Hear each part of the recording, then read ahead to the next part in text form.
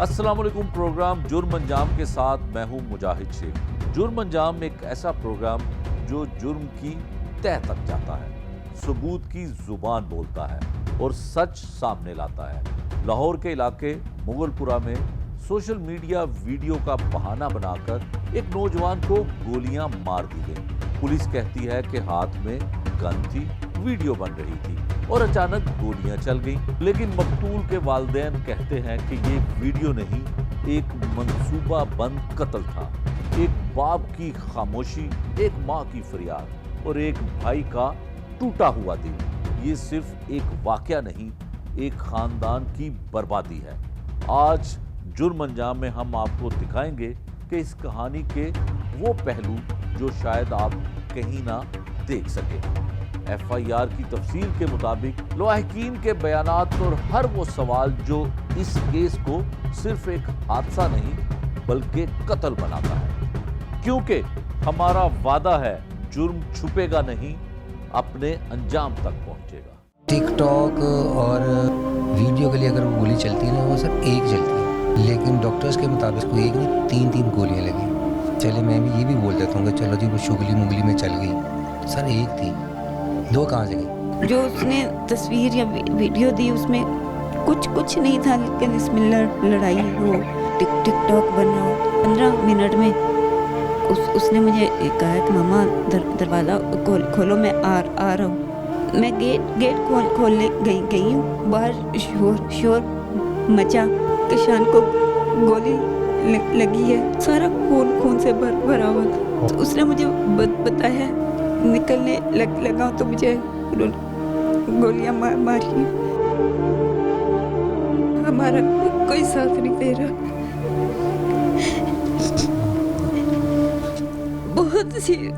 बहुत सी आबाएं उजड़ गई। थाना मुगलपुरा की हदूद में एक इंतहाई अफसोसनाक वाक़या पेश आता है, जहाँ पे पढ़ने लिखने वाला एक नौजवान जिसकी उम्र सिर्फ 17 बरस थी, उसको गोलियां मार के कत्ल कर दिया जाता है। काफ़ी रोज़ वो अस्पताल में ज़ेरे राज रहता है और ज़िंदगी और मौत की कश्मकश में मुब्तला रहने के बाद बिल आखिर वो दम तोड़ देता है।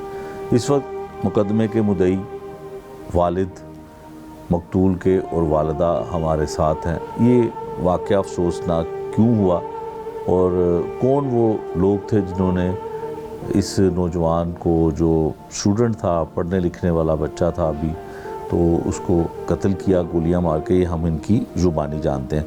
आप अपना नाम बताइएगा, क्या नाम है आपका?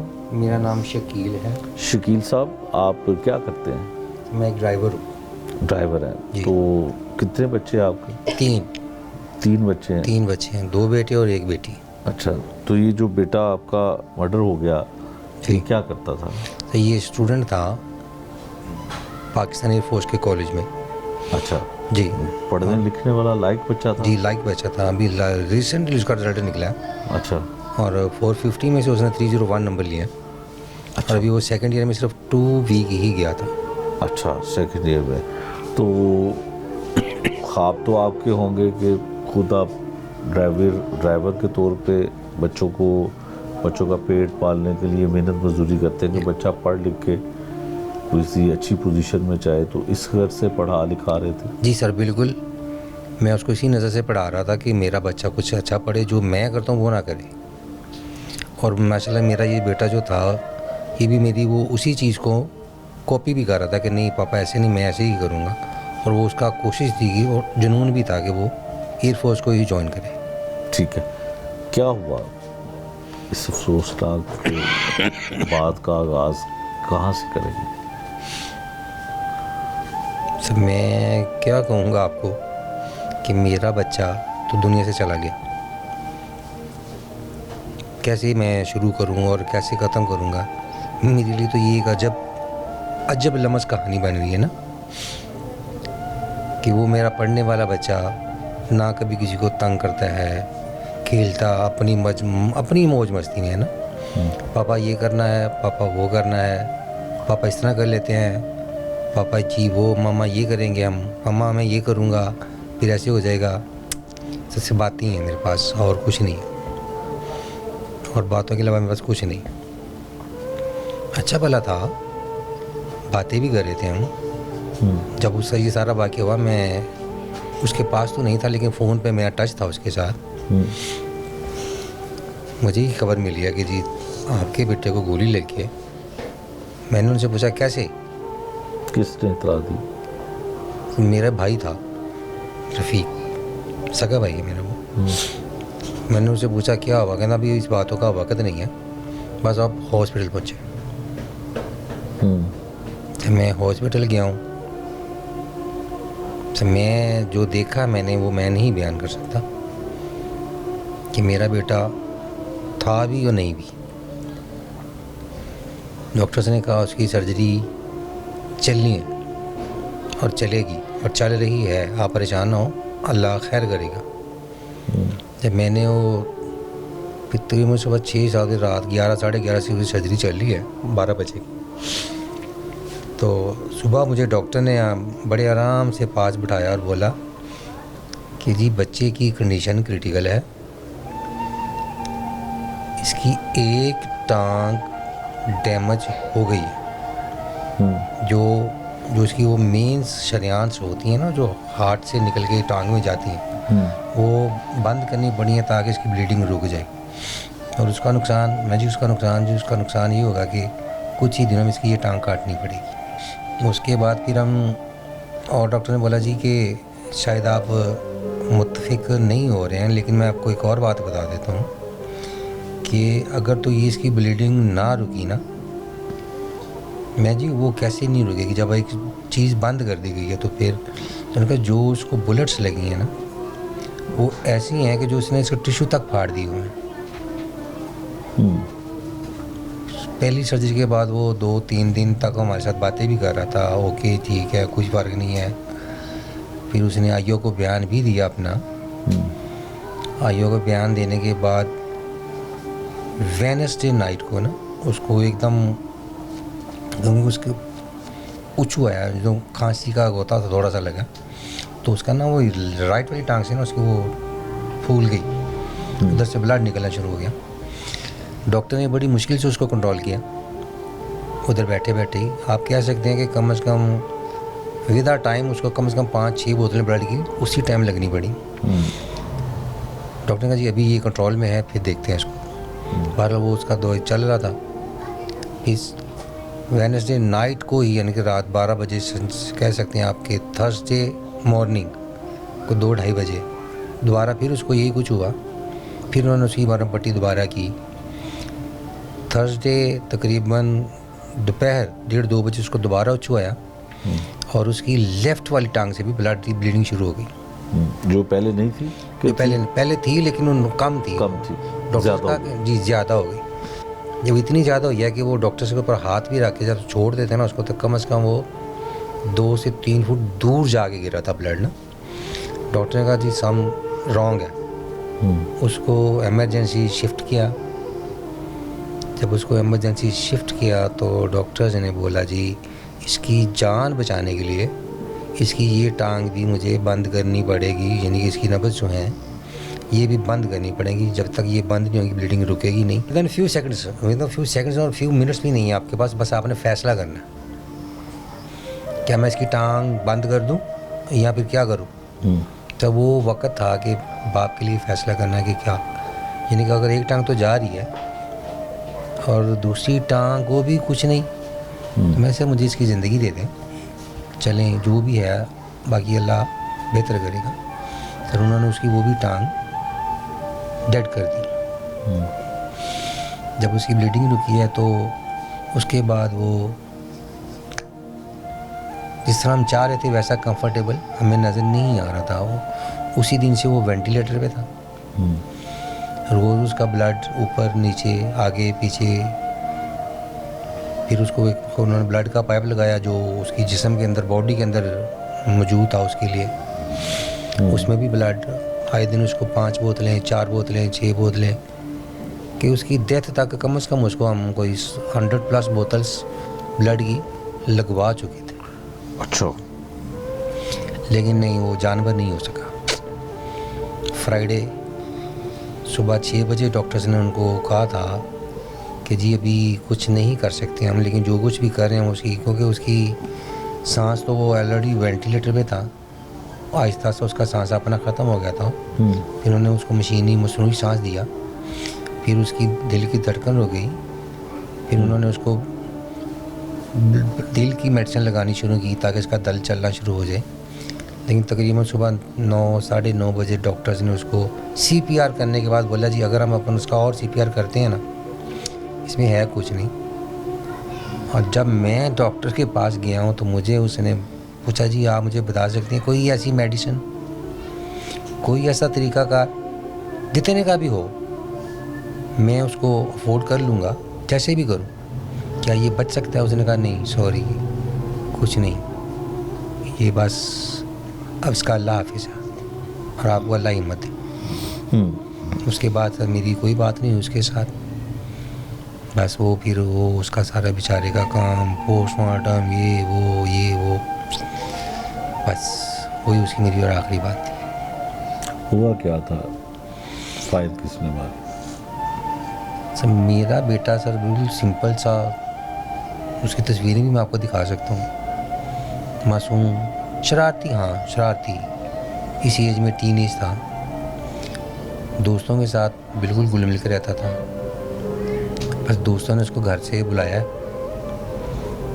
और मना भी इसको किया कि छोड़ो ये टाइम नहीं है जाने का। वो मामा मैं 5 मिनट में वापस आ रहा हूँ, बाबा मैं मामा को बोला कि मैं 5 मिनट वापस आ रहा हूँ। मैंने बोला फ़ोन किया उसको तो मैं पापा 2 मिनट में आ रहा हूँ वापस। लेकिन 11:33 पे उसकी जो मेरी बात हुई थी, उसके बाद मेरी उसकी बात नहीं हुई। तकरीबन ये क्योंकि वो 12:05 10 मिनट तक वो हॉस्पिटल में था और मजरूब था। फायर जो है वो कौन मारता है और ये कहाँ जाता है अपनी माँ? सही है, हमारे घर से 2 से 10 घर आ गया है, 5 6 7 8 घर लगते हैं। उसको किसी ने बुलाया कि घर आओ, दोस्त बैठे हुए हैं। वो एक लड़का है अली, उसका एक्सीडेंट था, उसका दोस्त भी था, वो भी छोटा भाई, उसका एक्सीडेंट था, छोटा भाई था वो, उसको घर चले गए, बैठे हैं खबरें लेने के लिए, उसकी खबर ले रहे हैं। फिर थोड़ी देर में वो पता चलता है, वो मेरे बेटे ने मुझे वीडियो भी एक सेंड की थी, देख ले पापा ये मैं और ये बैठे हुए हैं। तकरीबन 11:29 11:30 के करीब भी मैंने उसको फ़ोन किया है कि बेटा आप घर आ जाओ, बहुत टाइम हो गया। 11:33 पे जब मैंने उसको कॉल किया, उसने मुझे बोला कि पापा 2 और 3 मिनट्स में मैं घर पहुंच जाऊंगा। लेकिन फिर मुझे तकरीबन 11:56 में मुझे कॉल चली है जी कशान को गोली लगी है और वो हॉस्पिटल लेकर उसको चले गए। इसलिए यानी कि मुझे सिर्फ पता चला था कि गोली लगी है, मारी थी या किसी ने, मैं हुआ कैसे क्या हुआ जी, वो एक नामी लड़का है उसने एक गोली मारी है। जब मेरे बेटे का बयान आयु साहब ने लिया तो फिर मुझे पता चला कि जी एक गोली ने मारी है और 2 गोली वो जिस लड़के के घर गया था उसने मारी है, लड़का उसने 2 गोलियां मारी हैं। मैं तो सर शॉक्ड हूँ कि मेरा बच्चा उसके भाई की खबर लेने गया, उन्होंने उसके आगे से ये कर दिया। वही वजह क्या मारने की? सर वजह मारने की वो यही, मुझे मेरी सोच, मुझे मोहल्ले से भी पता चला कि यानी कि पहले भी कोई झड़प हुई थी हल्की फुल्की ना, इन्होंने कोई हवाई फायर किए थे। तो मेरा बेटा खड़ा था वीडियो में, उसकी वीडियो बन गई, वो खड़ा था। तो पुलिस वालों ने जब उसको वीडियो देखी तो पूछा इससे कि हाँ भी आप वीडियो खड़े थे, गोलियाँ कैसे चली, वो कौन लड़के थे? वो उस मेरे बेटे ने उनको यही दिखाया कि जी ये लड़के थे। और मेरा ख्याल वही रंजिश वो लेके बैठे हुए थे। सुलह सफाई होने के बाद भी पुलिस ने जो वीडियो बनी थी और जो फायरिंग कर रहा था उसको गिरफ्तार किया होगा? जी बिल्कुल, उन्होंने उसको और जो वीडियो में आपका बेटा था जी, और वो वीडियो में दिखाई दे रहा था, पुलिस ने उसको पूछा, तोरे गवाह पूछा कि तुम भी वीडियो में खड़े हो तो ये कौन है और क्यों इसने फायरिंग की? जी ऐसा ही है, ऐसा ही है। और पुलिस को ये बताने पर इनकी आपस में रंजिश बन गई। जी ठीक है। और अक्सर ये वैसे मिलते भी थे, इकट्ठे भी होते थे, दोस्त थे ये। तो इस हरकत के बाद जो भी वो पुलिस वाला वो लास्ट टाइम जो केस था, उसके बाद मेरे बेटे ने मुझे बताया कि पापा ये ऐसे ऐसे हो गया तो ये है। तो मैं कहा बेटा फिर उनको पीछे से हटो उनसे, अगर ये लड़के लोग या लड़के ठीक नहीं हैं तो फिर मानने से कंपटीशन नहीं बनता। वो पीछे हट जाओ उनसे, वो पीछे भी हट गया था उनसे, वो भी उसको बहुत कम बुला रहे थे। लेकिन ये 1.5-2 माह से दोबारा वो उसको अपने पास बुलाना शुरू कर दिया ना कि आ जाओ कुछ नहीं, जो हो गया ठीक है, कोई बात नहीं, दफ़ा करो, बस मिल के बैठते हैं, सब कुछ नहीं होता, कोई ऐसी बात नहीं। लेकिन मुझे नहीं पता था कि वो उनका क्या प्लान चल रहा है। आप मुकदमे के मुद्दई हैं, पुलिस के पास गए, क्या कहती है पुलिस? तो पुलिस क्या कहेगी सर, मैं तो गरीब आदमी हूँ, मेरे पास तो खाने के पैसे नहीं, मैं क्या दूंगा उनको, क्योंकि मैंने 3 बच्चों को पालना है, 15-20 हज़ार 30 हज़ार सैलरी, क्या करूं, उनको दूं या अपने बच्चों को देखूं? वो मुझे बस यही कह रहे हैं कि नहीं वो चल जाएगा, हो जाएगा, मैं आपके साथ हूँ। ये लग नहीं रहा मुझे, इंसाफ होता हुआ नहीं मिल रहा, मुझे नज़र नहीं आ रहा, क्योंकि वो स्ट्रॉन्ग पार्टी है, अच्छा पैसे वाले हैं। मुलजिम तो पकड़े हैं पुलिस ने, सब पकड़े हैं ना, 3 मुलजिम पकड़े, 2 मुलजिम पकड़े उन्होंने, 2 ही हैं वो, और लेकिन पकड़े हैं। लेकिन जो उनके साथ एक मुजरिम के साथ होना चाहिए ना, वो चीज़ मुझे होती नज़र नहीं आ रही। क्या होना चाहिए मुलजिम के साथ? तो मेरा ख्याल है कि उनको तो जो उन्होंने किया है, तो मेरा ख्याल है कि उनको टाइम ही नहीं देना चाहिए। अगर उनको टाइम देती हैं तो वो अगर कुछ भी हो सकता है, बाद में आकर वो किसी और को भी कुछ कर सकते हैं। अगर तो मेरा बेटा तो चला गया। पुलिस कहती है कि ये टिकटॉक बना रहे थे, सोशल मीडिया के लिए वीडियो बना रहे थे और इस वजह से गोली चली। नहीं सर, ये वो टिकटॉक और वीडियो के लिए अगर वो गोली चलती है ना, वो सर एक चलती है। चले मैं पुलिस वाले की बात मानता हूँ, एक चलती है, लेकिन डॉक्टर्स के मुताबिक जब मुझे डॉक्टर ने शॉक्ड दिया ना, उन्होंने कितनी गोलियाँ लगी इसको लगी थी, मैं कहा मुझे नहीं पता, मुझे तो बस गोली का पता। मतलब सच बता रहे हो आप? मैं कहा जी मुझे तो सिर्फ गोली का पता। नहीं, इसको एक नहीं 3 गोलियाँ लगी। चले मैं भी ये भी बोल देता हूँ कि चलो जी वो शुगली मुगली में चल गई, तो सर एक थी, 2 कहाँ से गई, 2 कहाँ से? मुझे इस चीज़ की आज तक मुझे समझ नहीं आ रही। बिल्कुल ठीक है। माँ के लब खामोश है मगर आंखें चीख रही हैं। वो एक लफ्ज बार बार दोहरा रही है, मेरा बच्चा। उसकी जुबान उसका साथ नहीं दे रही और दिल पर लगे जख्म शायद कभी ना भर सके। आइए मकतूल की माँ की बात सुनाते हैं। बहन, आप क्या कहना चाहती हैं? माइक करीब कर लें। क्या हुआ जब बेटा आपका जाता है दोस्तों के पास, एक दोस्त की इयादत करने के लिए, तो क्या कहता है वो? क्या घर बता के जाता है? मेरे साथ लेटा था। मेरे सामने फ़ोन आया है, मामा दोस्त अली का हाल पूछने आ रहे हैं, तो वो कह रहे हैं आप भी आ जाओ। मैंने कहा बेटा 11:15 और मत जाओ, सुबह चले जाना। कहता मम्मा ये पास ही तो है, मैं आ जाऊँगा 10 मिनट में। नहीं माना, चला गया। मैंने फ़ोन की, मुझे बताओ वहाँ क्या हो रहा है। जो उसने तस्वीर या वीडियो दी उसमें कुछ नहीं था, लेकिन इसमें लड़ाई हो या कोई टिकटॉक बन रहा हो, ये सब झूठ है। मेरा बेटा जहाँ जाता था मुझे वीडियो बना देता था, ताकि नमाज भी पढ़ने जाता था मुझे मस्जिद की, मामा मैं इधर ही हूँ। 10 से 15 मिनट के अंदर, और मैं इनको फ़ौरन बता देती थी, कशान अभी निकला, आप उसे फ़ोन कर लो कि जल्दी घर आ जाए। 10 से 15 मिनट में उसने मुझे कहा कि मामा दरवाज़ा खोलो, मैं आ रहा हूँ।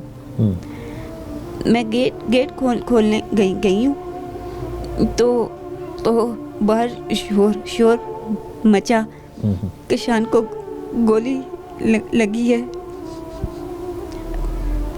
मैंने भागी तो मुझे उसी के चाचू गाड़ी में बिठा के हॉस्पिटल लेके गए। जिस लड़के ने मारा उसके चाचू। मैंने जब देखा वो सारा खून से भरा हुआ था। हॉस्पिटल में जाके देखा। हॉस्पिटल। फिर उसने मुझे बताया, मामा ऐसे निकलने लगा तो मुझे उन्होंने गोलियां मारी। उसने मुझे पानी मांगा, उसे प्यास लगी थी, मैं पानी नहीं दे सकी। ताहा के घर हुआ ये काम। ताहा के छोटे भाई अली ने का हाल पूछने गया। मालूम अब और ताहा ने मारा है। और ताहा का बाप अजीम है जो अपने बेटे की सपोर्ट करता है। नाजायज काम, घर में नाजायज असला, गली वालों को डराता है, कभी फायरिंग। उसने मेरे बेटे के साथ कर दिया। मैं सिर्फ एक बात कहूंगी, अगर मरियम नवाज सुन रही है तो उनको कहे हमारे भी गली मोहल्लों में आकर देखें कि यहाँ लोग हम कैसे जीते हैं और कैसे हमें लोग तंग करते हैं। मेरा बेटा चला गया, यहाँ और भी बच्चे। मेरा बेटा एक रह गया। हमें डरा रहे हैं, कल को किसी और की भी अल्लाह ना करे किसी बेटे को, किसी बच्ची को कुछ हो। पर ये लोग पुलिस को पैसा देते हैं और बाहर आ जाते हैं। नशावर चीजें भी बेचते हैं। पूरी गली को पता है, पर इस वक्त हमारा कोई साथ नहीं दे रहा।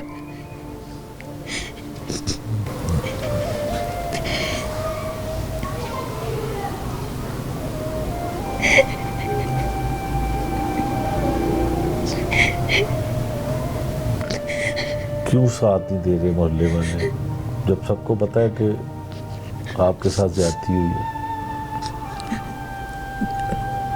वो उनकी अजीम की सपोर्ट करते हैं, डरते हैं उनको। मुझे नहीं पता मेरी जिंदगी कैसी है। अगर मैं सच बोलूंगी, आप सबसे अपील है, हुकूमत, गवर्नमेंट, ख्वाजा आसिफ, मरीम नवाज, मेरे बच्चों का, इस गली के बच्चों का, ये भी मेरे बच्चे साथ दें। वो नशा बेचते हैं, गली वाले इसलिए भी चुप है। मुझे मेरी फैमिली को कुछ हुआ, उसका जिम्मेदार या अजीम या गली वाले, या फिर मैं गवर्नमेंट को कहूँगी। बहुत सी अम्माएं उजड़ गई। आज मेरी बारी आ गई।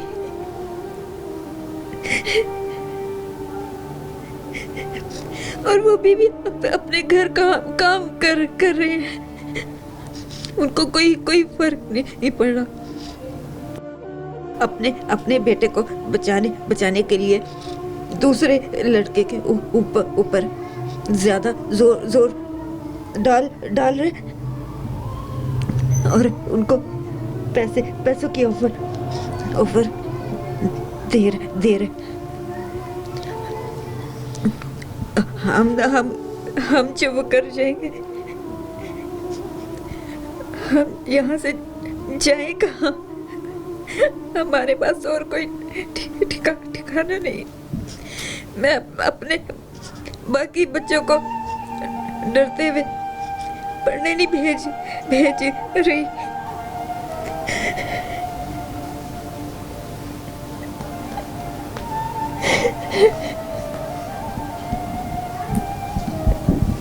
सॉरी, ये बात नहीं होगी।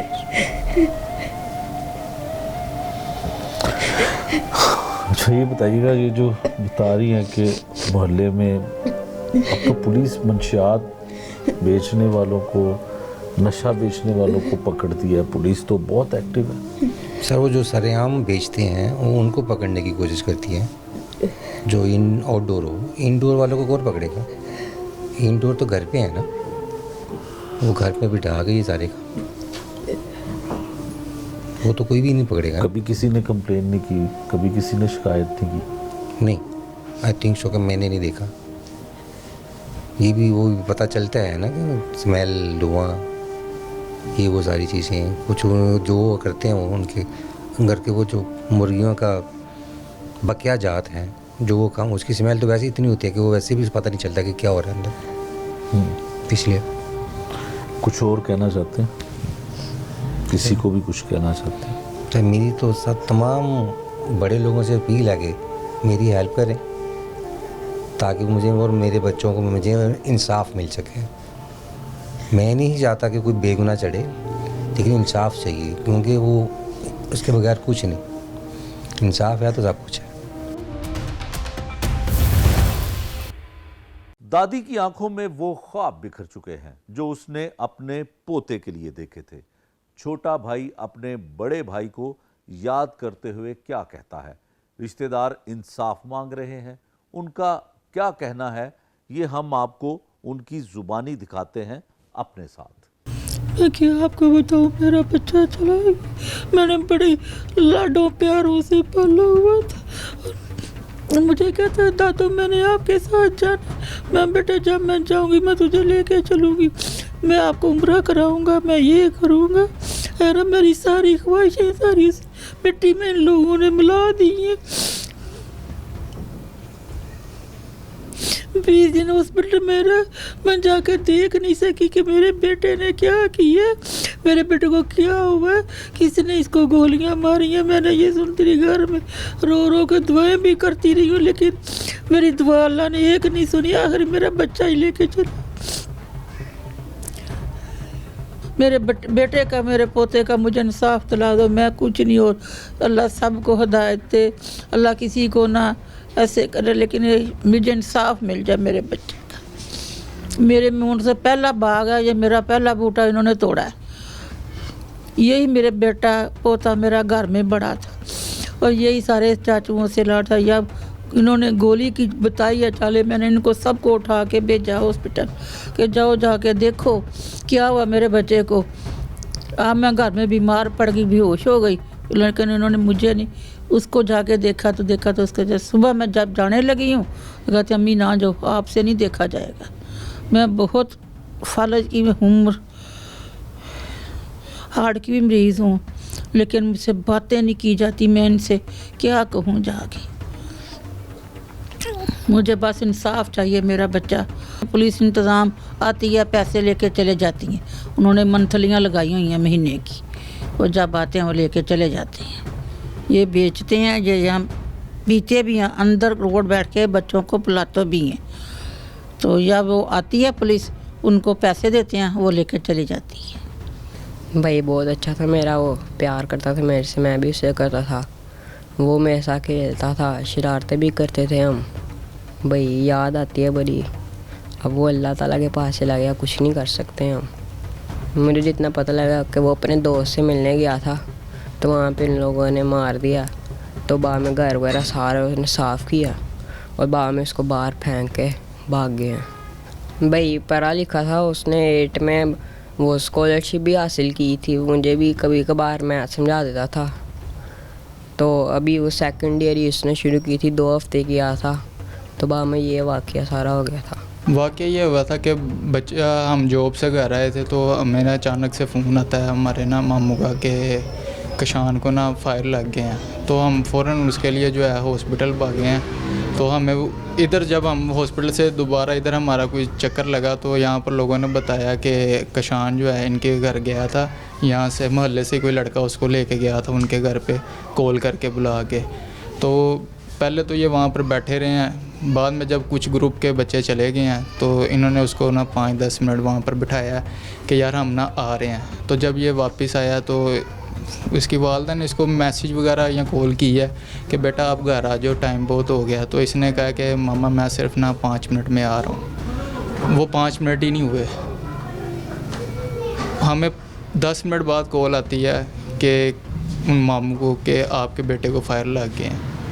अब वो बच्चा उनकी इयादत के लिए उनके घर उसके छोटे भाई की इयादत के लिए गया कि यार इसको एक्सीडेंट हुआ, हम इसका हाल चाल पूछें जाके। लेकिन वो उसके साथ जो किया उन्होंने, मैं खुद बयान नहीं कर सकता। मुझे इतनी तकलीफ़ है क्योंकि मैंने वो बच्चा खुद अपने हाथों में खिलाया हुआ है। मेरे ऊपर उसने मेरे साथ इतनी अटैचमेंट थी उसकी कि इतना प्यार करता था मुझसे कि हर बात में वो कहता था कि अरबाज़ भाई इधर जाना है, इधर जाना है। लेकिन उस दिन वो ना उसने कॉल किया ना उसने बताया कि मैं इधर जा रहा हूँ, ये चक्कर है। बस उसके बाद जो है जब मैंने गया हूँ हॉस्पिटल तो उसकी हालत देखी है तो मैं खुद देख के हैरान बहुत हो गया, मैं परेशान हो गया। मेरा अंदर से, मैं आपको क्या बताऊँ, मेरा अभी भी दिल रो रहा है अंदर से। मैंने वो एक बच्चा खिलाया हुआ है। दोस्त इस तरह के होते हैं कि घर बुला लिया, पुरानी कोई रंजिश पूरी कर ली, बच्चा हमारा ज़ाया हो गया। पहले उसकी टांग कट गई ऑपरेट में, फिर डॉक्टरों ने कहा कि इसका वायरस और फैल रहा है, उन्होंने फिर मज़ीद उसकी टांग काटी। मैंने अपनी बहुत कोशिश की कि हम इसको बचा लें। हम सीधा उधर ही दिन रात वहीं पर ब्लड का रहे हैं, तकरीबन 100 बोतलों से ज़्यादा उसको खून के लग गए कि यार हमारा बच्चा बच जाए, हमारा बच्चा बच जाए। लेकिन वो नहीं बच सका। उसने मुझसे बातें की जब वो आईसीयू में उनको रखा था, तब उसको कुछ डेज़ जो है ना वो अपनी होश में था बिल्कुल। तो मैंने उससे पूछा बेटा क्या हुआ है। उसने मुझे बताया कि जो है मुझे इन्होंने इस तरह ना बिठाया है, तो जिसका नाम उसको यहाँ पर जानते हैं, कहता है कि इसने जो है एक फायर मुझे लोड करके मारा और 2 नामी जो जिसके घर पे ये वाक़या हुआ उस लड़के ने 2 फायर मारे। तो मैंने कहा बेटा कोई आपकी लड़ाई वगैरह हुई? उसने कहा कि मेरी कोई लड़ाई नहीं हुई, मैं बस उठ के घर जाने लगा था। इन्होंने पीछे से चैम्बर किया और मेरे एक इधर फायर मार दिया और अब जो है पकड़ के मेरे 2 फायर मारे हैं। वो बच्चा तो चला गया लेकिन वो हमें उसकी यादें बहुत आ रही हैं, क्योंकि एक बच्चे को जब छोटे होते से खिलाया हो, इतना बड़ा किया हो, अब वो हमारे बीच नहीं है। उसकी एक आदत बहुत अच्छी थी, जब मैं घर आता था ना इधर अपनी नानों की तरफ, तो उसको पता लगता था कि मेरा अरबाज़ भाई आया हुआ है, वो खुद उठ के चल के आता था फ़ौरन के मैं सबसे पहले जाके सलाम लूँ, गले मिलूँ अपने भाई से। अब मैं आता हूँ तो मुझे वो मिलता नहीं है। तो मेरी जो है हुकूमत पंजाब से, मेरी हुकूमत के इदारों से यही अपील है कि हमें इंसाफ दिलवाया जाए, हमारे बच्चे का इंसाफ अच्छे से अच्छा हो और इसको जो है ताकि इनको सज़ा भी दी जाए और ताकि ये लोगों के ऊपर इनका ये असर पड़े कि लोग जुर्म करने से बाज आएँ। ठीक है, पाकिस्तान का कानून इतना कमज़ोर भी नहीं है कि जो है कोई भी उठ के किसी को फायर मार दे। हमें अपने कानून पर पूरा यकीन भी है कि इंशाल्लाह हमें इंसाफ मिलेगा। तो बाकी जो है अल्लाह पाक सबके बच्चों को अपने हिफ्ज़ ईमान में रखे। मकतूल मोहम्मद काशान जो है उसके मामू हैं हमारे साथ, तो जो एडवोकेट भी हैं और इस तमाम केस को जो कानूनी लिहाज से जो है ये देख रहे हैं। इनसे जानते हैं कि पुलिस ने जो मुलज़मान गिरफ़्तार किए हैं उनसे अब तक क्या तफ्तीश हुई है और पुलिस इनकी कितनी मददगार साबित हो रही है। आप ये बताइएगा कि पुलिस का मौक़िफ़ है कि एसपी सिविल लाइन इन्वेस्टिगेशन जो है उन्होंने बताया कि एक वीडियो बनाई जा रही थी और उसी दौरान गालबन गोली चलती है और बच्चे की जो है वो जान चली जाती है। क्या हक़ाइक़ है? देखें, सबसे पहले तो मैं आपको बताऊं कि यहाँ पे बहुत सी गलत अफवाहें फैलाई जा रही हैं कि वो बच्चे टिकटॉक बना रहे थे, बनाते हुए अचानक से चल गई गोली। इस सरासर झूठ पर मबनी प्रोपेगेंडा है, मुल्ज़मान को बचाने की कोशिश की जा रही है। अगर आप एक नेचुरली भी इस मामले को देखें तो जब किसी से कोई अचानक फायर चलता है तो एक गोली चलती है, ठीक है, जबकि उस बच्चे को 3 फायर लगे हैं। डॉक्टरों ने भी इंजरीज़ डिक्लेयर की हैं, 3 इंजरीज़, उसके एक्सरे में भी साफ नज़र आ रहा है उसको 3 फायर लगे हैं। तो ये कैसे कह सकते हैं कि ये टिकटॉक बना रहे थे? क्या कोई टिकटॉक इस तरह असल फायर कोई मारता है टिकटॉक बनाते हुए? कोई वीडियो नहीं है, कोई इस चीज़ की एविडेंस नहीं है कि वो टिकटॉक बनाते हुए गलती से चल गई और गलती से एक फायर चला जाता है। ये 3 फायर लगे हैं और 3 मुख्तलिफ जगहों पे लगे हैं उसको फायर। तो इस चीज़ को जिस जुटलाने की कोशिश की जा रही है कि जी वो उनसे गलती से लगी है, जबकि हक़ाइक़ इससे बिल्कुल बरअक्स हैं। ठीक है, इसको पूरी प्लानिंग के साथ इसको बुलाया गया घर पे और घर बुला के इसको फायर मारा गया, जो इनकी कोई पुरानी रंजिश चलती आ रही थी, जिसकी वजह से हमें पता चला था कि ये बच्चा, इसको हमने साइड पे भी कर लिया था, लेकिन उन लोगों ने दोबारा फिर इससे दोस्ती यारी की और अपने नापाक इरादों को मद्देनज़र रखते हुए इस पुरानी रंजिश जो थी वो क्या थी और कितना अर्सा पहले ये रंजिश ये हुई? तकरीबन 5-6 माह पहले की बात है कि यही लड़के यहाँ पास ही बाज़ार में कहीं फायरिंग करते हुए गुज़रे हैं और उसकी कोई वीडियो सामने आई। मुतलका थाने ने नोटिस लिया और वीडियो में मेरा भांजा उसके पास खड़ा हुआ नज़र आया। जब पुलिस ने इनसे पूछा कि ये कौन थे, तो मेरे भांजे ने ही इनकी तस्दीक की थी कि ये लड़के थे जिन्होंने वहाँ पे फायर की। उस रंजिश की बिना पर, उस वजह से इन लोगों ने वो रंजिश अपने दिल में रखी कि इसकी वजह से हम पकड़े गए। तब FIR भी हुई थी उन पे? तब भी FIR नहीं हुई, तब भी इन लोगों ने पुलिस के साथ कोई पैसे दे दिला के तो मामले को रफा दफा कर लिया था और हमने अपने बच्चे को टोटली इन लोगों से दूर कर दिया। 3-4 माह बिल्कुल नहीं यहाँ पे आने दिया। लेकिन जैसे ही वो 3-4 माह बाद दोबारा अपने घर आया तो इन लोगों ने उसके साथ रब्ता किया और उससे सुलह सफाई की और एट द एंड उन्होंने अपने घर बुला के इसको फायर मारे गए हैं। ठीक है। अच्छा, ये जो मकतूल था आपका भांजा, ये इसके क्लास फेलो थे, मुलजिम? नहीं, क्लास फेलो नहीं थे, ये मोहल्ले के ही दोस्त यार थे, क्योंकि ये थोड़े ही घर 5-6 घर छोड़ के या 10 घर होंगे आगे रहाइश है इनकी। तो ये मोहल्लेदार ही थे जहाँ पे इनकी दोस्ती यारी हुई है और उन लोगों ने इसको अपने साथ में लाया है।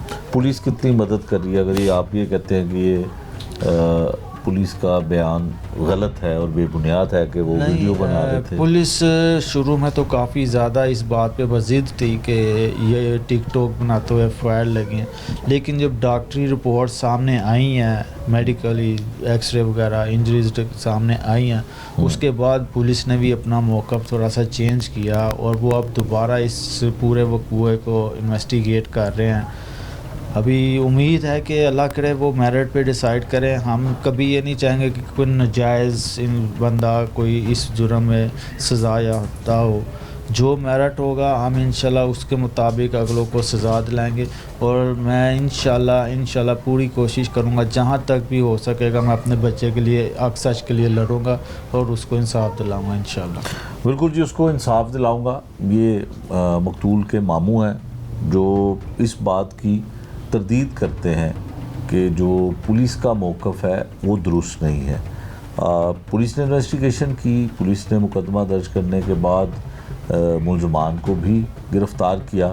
इस बारे में जो आप आगे जाके प्रोग्राम में आपको दिखाते हैं कि पुलिस का मौक़िफ़ क्या है, पुलिस की तफ्तीश में अब तक कौन सी चीज़ें सामने आई हैं, ये पुलिस की ज़ुबानी भी आपको दिखाएंगे। लेकिन एक स्टूडेंट, बड़ा लायक बच्चा, और उसका बाप जो है वो ड्राइवर है और ख्वाब थे आंखों में सजाए हुए उसके बाप ने, माँ ने, कि अपने बेटे को पढ़ा लिखा कर किसी अच्छी जगह पे नौकरी दिलवाएंगे। लेकिन किस्मत को कुछ और ही मंजूर था। 20 रोज़ 22 रोज़ वो अस्पताल में ज़िंदगी और मौत की कशमकश में मुब्तला रहता है और बिलाखिर जानवर नहीं हो सकता।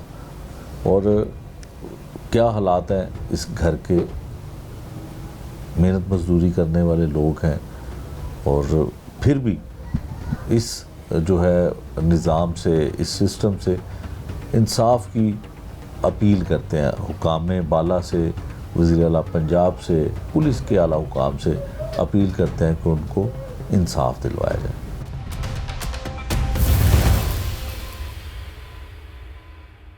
नौजवान स्टूडेंट की किस तरह से मौत हुई और लवाहिकीन क्या कहते हैं, दीगर अहले खाना क्या कहते हैं, वो हमने आपको उनकी ज़ुबानी सुनवाया। अब इन्वेस्टिगेशन की तरफ चलते हैं कि पुलिस की इन्वेस्टिगेशन इस केस के हवाले से क्या कहती है। पुलिस ने इन्वेस्टिगेशन में क्या कुछ देखा कि कौन कसूरवार है, अब तक जो तफ्तीश हुई है उसमें क्या चीज़ें सामने आई हैं, ये हम एसपी सिविल लाइन इन्वेस्टिगेशन जो है खालिद सईद साहब उनकी ज़ुबानी जानते हैं। खालिद साहब, बहुत नौजवान नस्ल जो है वो इस तरफ राग़िब हो रही है कि सोशल मीडिया का इस्तेमाल किया जाता है और असला जो मेरा ख़्याल है बच्चों के लिए बड़ा ख़तरनाक साबित होता है, तो इस बच्चे की जान चलेगी, क्या आपकी इन्वेस्टिगेशन कहती है इसमें? बिस्मिल्लाहिर्रहमानिर्रहीम। थाना मुगलपुरा की हदूद में एक बहुत अफसोसनाक वाक़या पेश आया। इसमें 3 दोस्त हैं, उसमें काशान है, ताहा है और अब्दुल्ला उर्फ मालू है। ठीक। ये तीनों दोस्त ताहा के घर में मौजूद होते हैं और ताहा के घर में जो असला मौजूद है उससे ये वीडियो बनाकर सोशल मीडिया पे अपलोड करना चाहते हैं और उसी दौरान जो है ये अफसोसनाक वाक़या पेश आता है कि मालू जो है इससे ये फायर होते हैं सोशल मीडिया पे वीडियो बनाते हुए, और मैं समझता हूँ कि इससे एक इंसानी जान जो है वो चली जाती है और 19-20 साल का एक जवान जो है वो उसकी मौत वाक़ हो जाती है। तो इसमें पुलिस फौरी तौर पर रिस्पॉन्ड करती है और ये भी मुल्ज़म जो है इसको 1 हफ़्ते के अंदर अंदर जो है वो पहला मुल्ज़म जिसका असला है उसको गिरफ़्तार कर लेते हैं और फिर जो है तकरीबन 12 दिनों के अंदर दूसरा मुल्ज़म भी जो गिरफ़्तार करके जो है उनको अब अदालत में ये केस पेश किया जाएगा और इनके शवाहिद जो है इकट्ठे करके कोर्ट में जाएंगे और जो इनको करार वाक़ई सज़ा मिलेगी, लेकिन उससे एक इंसानी जान जो है वो सिर्फ वीडियो अपलोड करने के चक्कर में जो है वो चली जाती है। ठीक है। अच्छा खालिद साहब, क्या इसका कानूनी तौर पे इसकी केस की क्या हैसियत होगी इन मुल्ज़मान की कि यकीनन अपनी मर्ज़ी से ये टिकटॉक के लिए या सोशल मीडिया के लिए एक वीडियो बना रहे थे, गोली अचानक चली या किसी ने चलाई, तो क्या इस पे जान तो गई? ये मर्डर का केस है और इसमें जो है तमाम शवाहिद इकट्ठे करके जो है जो ज़िम्मेदारान हैं वो पुलिस ने गिरफ़्तार कर लिए हैं और कोर्ट में अभी चूँकि केस जो है इसकी समाअत होगी। ठीक है। जो इसमें जितने शवाहिद थे हमने तमाम इकट्ठे करके कोर्ट में दे दिए और जो 2 मुल्ज़मान थे उनको हमने पुलिस ने बर वक्त गिरफ़्तार कर लिया। ठीक है। अच्छा खालिद साहब, ये बताइएगा कि ये जो ज़ख्मी था मकतूल, ये कोई शदीद ज़ख्मी होता है और कितना अर्सा हॉस्पिटल में भी रहता है? जी, ये ज़ख्मी होने के बाद 10 दिन तक जो है ज़िंदगी और मौत की कश में रहता है और उसके बाद जो है वो इसकी जान जो है वो चली जाती है। ठीक है। और जो मुल्ज़मान हैं, दोस्त हैं, इकट्ठे घूमना फिरना और बच्चा जो था, तीनों लोग जो हैं स्टूडेंट हैं, बच्चा तो जो मकतूल है वो तो स्टूडेंट है। जी ऐसे ही ये तीनों आपस में दोस्त हैं और जो है ये घर में इकट्ठे थे और उसके बाद जो है ये वाक़या जो है वो पेश आ जाता है। क्योंकि ये केस सेक्शन 302 में दर्ज होता है तो उस हवाले से जो है ये कत्ल का एक जो केस है और इसमें बेशक वो वीडियो बना रहे थे जैसा भी थे, ना ही घर के अंदर वेपन इस तरह रखना चाहिए और ना ही जो है उसे वीडियो बनानी चाहिए। इससे कई इस तरह के वाक़यात पहले भी पेश आ चुके हैं।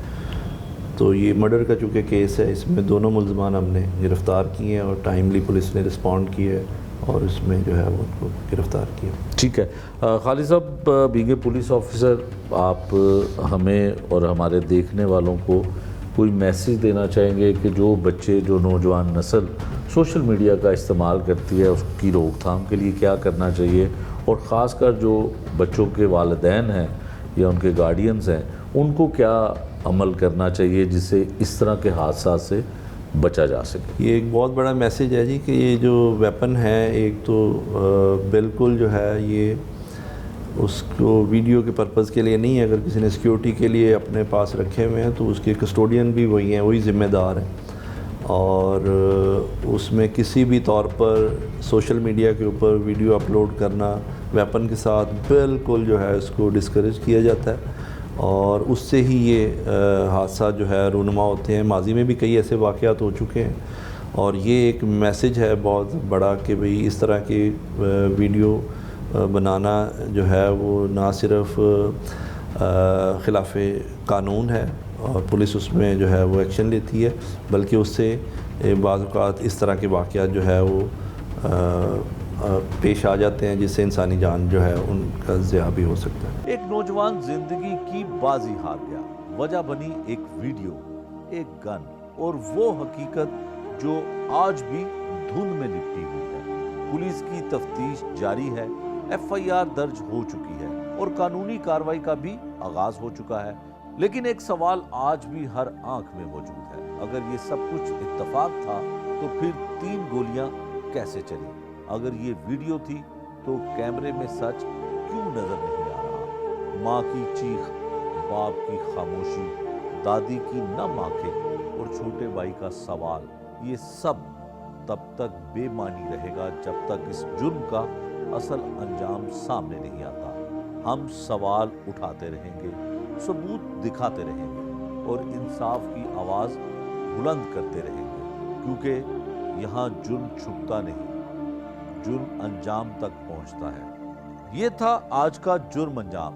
नए प्रोग्राम तक के लिए मुझे दीजिए इजाजत। अल्लाह निगहबान।